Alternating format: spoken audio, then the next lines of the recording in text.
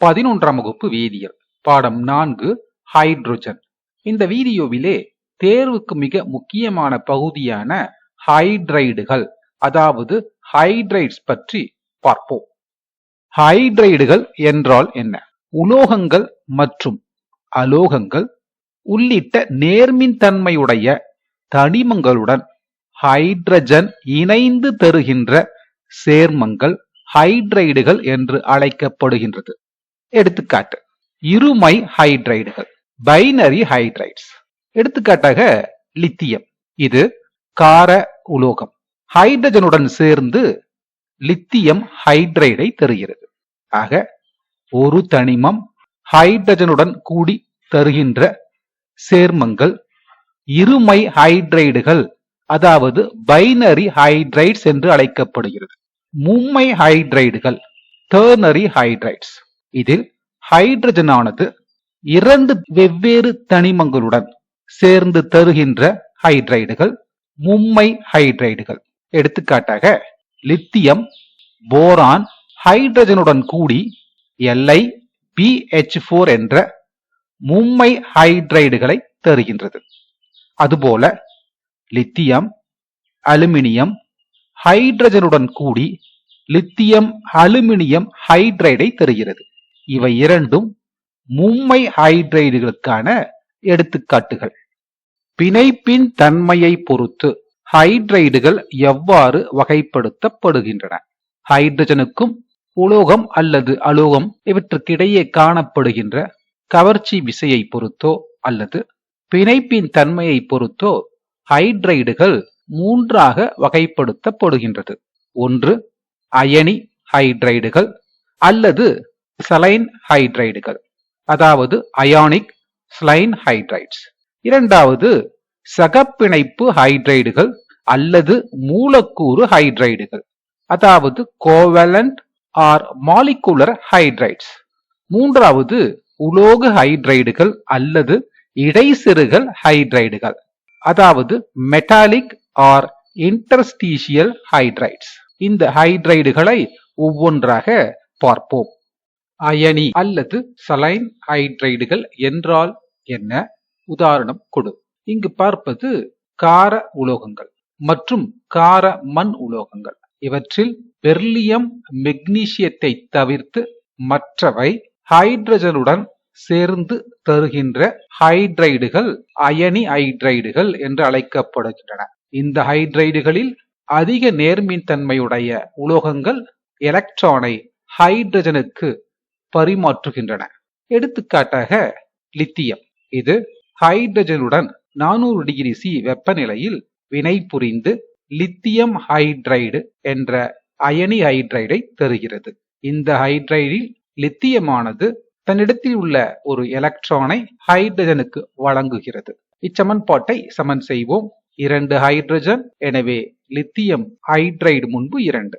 2 lithium, எனவே lithium முன்பு 2. கார மண் உலோகமான கால்சியம் ஹைட்ரஜனுடன் 400 டிகிரி C வெப்பநிலையில் வினை புரிந்து கால்சியம் ஹைட்ரைடை தருகிறது. ஆக கார உலோகமான லித்தியம் ஹைட்ரஜனுடன் வினை புரிந்து லித்தியம் ஹைட்ரைடை தருகிறது. அதுபோல கார மண் உலோகமான கால்சியம் ஹைட்ரஜனுடன் வினை புரிந்து கால்சியம் ஹைட்ரைடை தருகிறது. இவை இரண்டுமே இருமை ஹைட்ரைடுகள்.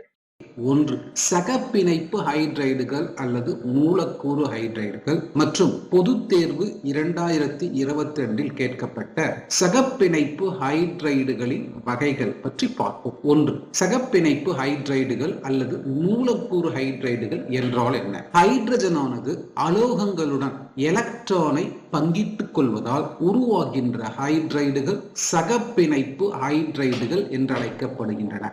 எடுத்துக்காட்டுகள்: 1 மீத்தேன், 2 அமோனியா, 3 நீர் மற்றும் ஹைட்ரஜன் குளோரைடு. கேள்வி எண் 2. சகப்பிணைப்பு ஹைட்ரைடுகளின் வகைகள் யாவை? சகப்பிணைப்பு ஹைட்ரைடுகளில் காணப்படுகின்ற எலக்ட்ரான்களின் எண்ணிக்கை மற்றும் லூயி அமைப்பில் பிணைப்புகளின் தன்மையை பொறுத்தும் சகப்பிணைப்பு ஹைட்ரைடுகள் 3 வகைகளாக வகைப்படுத்தப்படுகின்றன. 1 எலக்ட்ரான் குறைபாடுடைய சகப்பிணைப்பு ஹைட்ரைடுகள், 2 எலக்ட்ரான் அதிகமாக உள்ள சகப்பிணைப்பு ஹைட்ரைடுகள். 3 சரியான எலக்ட்ரான் உள்ள சகப்பிணைப்பு ஹைட்ரைடுகள். இந்த 3 வகையான சகப்பிணைப்பு ஹைட்ரைடுகளை பற்றி பார்ப்போம். 1.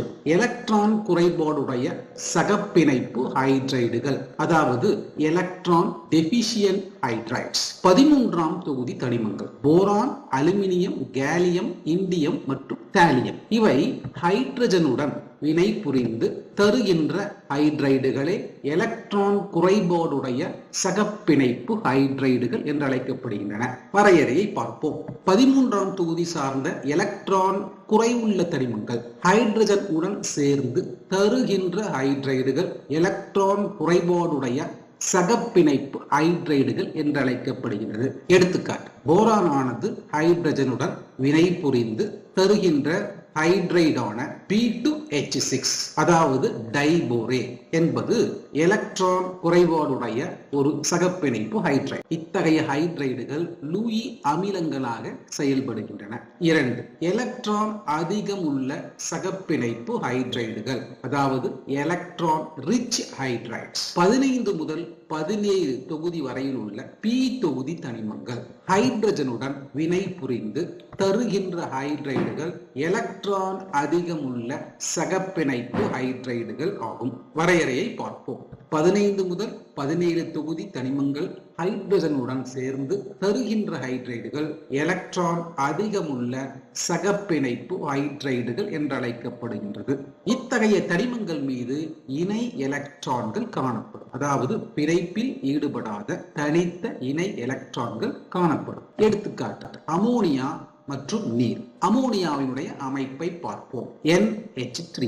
இந்த எலக்ட்ரான் அதிகமுள்ள சகப்பிணைப்பு ஹைட்ரைடில் நைட்ரஜன் மீது பிணைப்பில் ஈடுபடாத தனித்த இணை எலக்ட்ரான் காணப்படுவதை பார்க்கிறீர்கள். எனவே தான் இது எலக்ட்ரான் அதிகமுள்ள சகப்பிணைப்பு ஹைட்ரைடு என்று அழைக்கப்படுகிறது. 3. சரியான எலக்ட்ரான் உள்ள சகப்பிணைப்பு ஹைட்ரைடு, எலக்ட்ரான் ப்ரெசைஸ் ஹைட்ரைட்ஸ். 14ஆம் தொகுதி தனிமங்கள் ஹைட்ரஜனுடன் வினை புரிந்து தருகின்ற ஹைட்ரைடுகள் சரியான எலக்ட்ரான் உள்ள சகப்பிணைப்பு ஹைட்ரைடுகள் என்று அழைக்கப்படுகின்றது. வரையறையை பார்ப்போம். 14ஆம் தொகுதி சார்ந்த தனிமங்கள் ஹைட்ரஜனுடன் சேர்ந்து தருகின்ற ஹைட்ரைடுகள் சரியான எலக்ட்ரான் உள்ள சகப்பிணைப்பு ஹைட்ரைடுகள் என்று அழைக்கப்படுகின்றது. எடுத்துக்காட்டு, மீத்தேன் மற்றும் SiH4. மீத்தேனுடைய அமைப்பை பார்ப்போம். CH4. இந்த அமைப்பில் எலக்ட்ரான் குறைபாடும் இல்லை, எலக்ட்ரான் அதிகமும் இல்லை, சரியான எலக்ட்ரான் சேர்மமாக மீத்தேன் காணப்படுகிறது. எனவே சரியான எலக்ட்ரான் அமைப்பை பெற்றுள்ள சகப்பிணைப்பு ஹைட்ரைடுகள் நான்முகி அமைப்பில் காணப்படுகின்றன. ஆக இந்த வீடியோவிலே சகப்பிணைப்பு ஹைட்ரைடுகள் மற்றும் சகப்பிணைப்பு ஹைட்ரைடுகளின் வகைகளை பற்றி நன்கு புரிந்து கொண்டிருப்பீர்கள் என நம்புகின்றேன். உலோக அல்லது இடைசெருகல் ஹைட்ரைடுகள் என்றால் என்ன? உதாரணம் கொடு. உலோகங்கள் மற்றும் உலோக கலவைகள், குறிப்பாக டி தொகுதி தனிமங்கள் மற்றும் அவற்றினுடைய உலோக கலவைகள் ஹைட்ரஜனேற்றத்திற்கு உட்படுத்துவதன் மூலம் வழக்கமாக உலோக ஹைட்ரைடுகள் உருவாக்கப்படுகின்றன. இங்கு பார்ப்பது ஒரு உலோகத்தின் அணிக்கோவை தளம். இந்த அணிக்கோவை புள்ளிகளில் அந்த உலோகத்தினுடைய அணுக்கள் இடம்பெற்றுள்ளன. இந்த அணிக்கோவை தளத்தில் வெற்றிடங்கள் காணப்படுகின்றன. இந்த வெற்றிடங்களில் மிக சிறிய அணுவான ஹைட்ரஜன் இடம்பெறுகிறது. இதனால் உருவாகின்ற உலோக ஹைட்ரைடுகள் இடைசெருகல் ஹைட்ரைடுகள் என்று அழைக்கப்படுகின்றன. எடுத்துக்காட்டு, டைட்டேனியம் ஹைட்ரைடு. இந்த உலோக ஹைட்ரைடில் ஹைட்ரஜன் ஆனது 1.5 முதல் 1.8 என்ற அளவில் காணப்படுகிறது. இரண்டாவது, பல்லாடியம் ஹைட்ரைடு. இந்த ஹைட்ரைடில் ஹைட்ரஜன் ஆனது 0.6 முதல் 0.8 என்ற அளவில் உள்ளது. ஹைட்ரஜன் ஆனது எதிர்கால ஆற்றல் மூலம் என்பதை நாம் அறிவோம். இந்த ஹைட்ரஜனை சேமிக்க அவைகளை உலோக ஹைட்ரைடுகளாக மாற்றி சேமிப்பதே சிறந்தது. ஏனெனில் உலோக ஹைட்ரைடுகள் வெப்ப நிலைப்புத்தன்மை குறைந்தது. எனவே எப்போதெல்லாம் ஹைட்ரஜன் தேவைப்படுகிறதோ அப்போது அவற்றை எளிதாக நாம் இந்த உலோக ஹைட்ரைடுகளிலிருந்து பெற முடியும். இந்த வீடியோ உங்களுக்கு பிடித்திருந்தால் லைக் பண்ணுங்க, ஷேர் பண்ணுங்க, மறக்காம ஸ்ரீதர்ஸ் ஈஸி கெமிஸ்ட்ரி சேனலை சப்ஸ்கிரைப் பண்ணுங்க. தேங்க்யூ.